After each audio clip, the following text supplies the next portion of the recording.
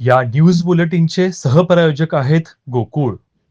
राज्यातील इतर मागासवर्ग, विमुक्त जाती, भटक्या जमाती व विशेष मागास प्रवर्गातील उच्च शिक्षण घेणाऱ्या विद्यार्थ्यांसाठी शासकीय वसतिगृह तसेच पंडित दीनदयाल उपाध्याय स्वयं योजना व ज्ञानज्योती सावित्रीबाई फुले आधार योजना अंतर्गत प्रवेश अर्जांचे वेळापत्रक जाहीर करण्यात आले.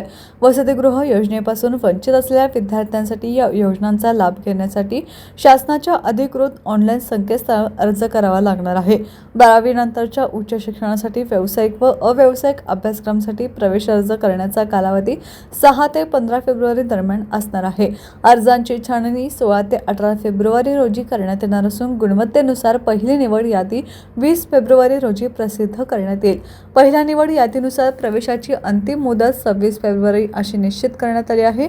या योजनेसाठी पात्र असणाऱ्या विद्यार्थ्यांनी दिलेल्या कालावधीत अर्ज सादर करावेत असे आवाहन इतर मागास बहुजन कल्याण विभागाच्या सहाय्यक संचालक सुनीता नेर्लीकर यांनी केले. अधिक माहितीसाठी सहाय्यक संचालक इतर मागास बहुजन कल्याण कार्यालय डॉक्टर बाबासाहेब आंबेडकर सामाजिक न्याय भवन विचारे माळ बाबर हॉस्पिटल जवळ कोल्हापूर येथे संपर्क साधावा असे कळवण्यात आले.